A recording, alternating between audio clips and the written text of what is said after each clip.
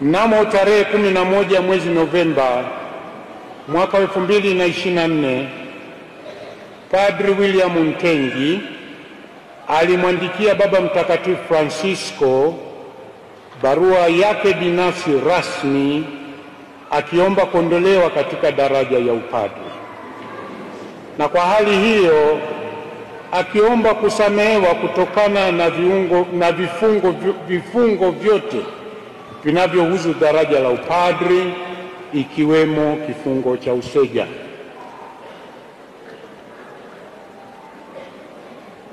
Baba Mtakatifu Francisco kupitia dikastero ya uinjilishaji amemwandikia barua binafsi Padri William Ntengi.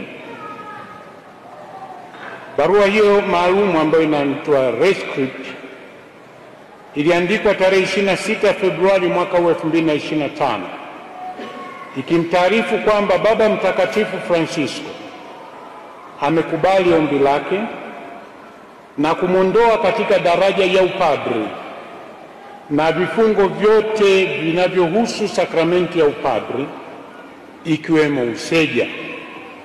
Lakini sambamba na hilo akimtaarifu kwamba amepoteza hadhi ya uklero.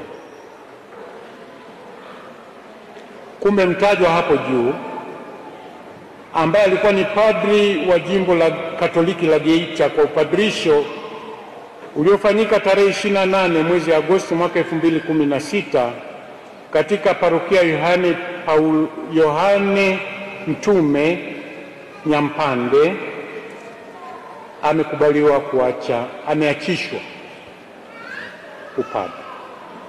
Hivyo basi,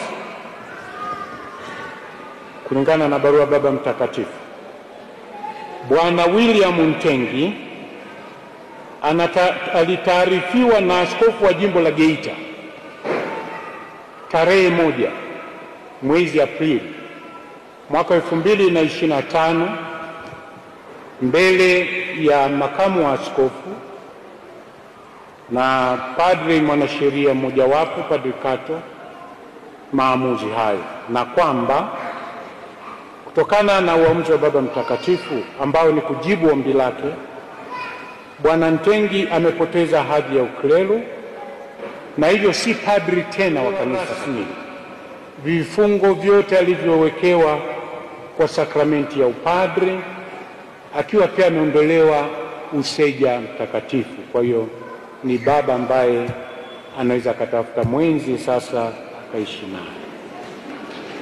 3,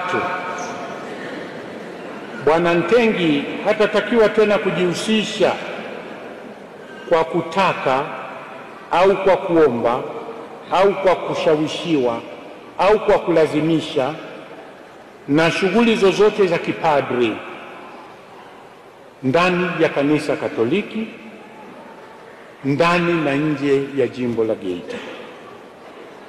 4, kama muumini mlei, Bwana William Ntengi ana haki na wajibu kadiri ya sheria Katoliki, kanuni ya sheria za kanisa chapa ya mwaka 2023, kuishi haki zote za waumini walei. Kama ataamua kuingia ndoa, ataingia kwa miongozo ya sheria ya kanisa.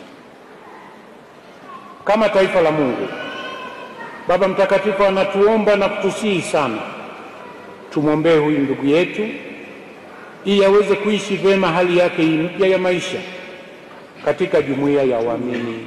Atuombee. Tumsifu Yesu Kristo.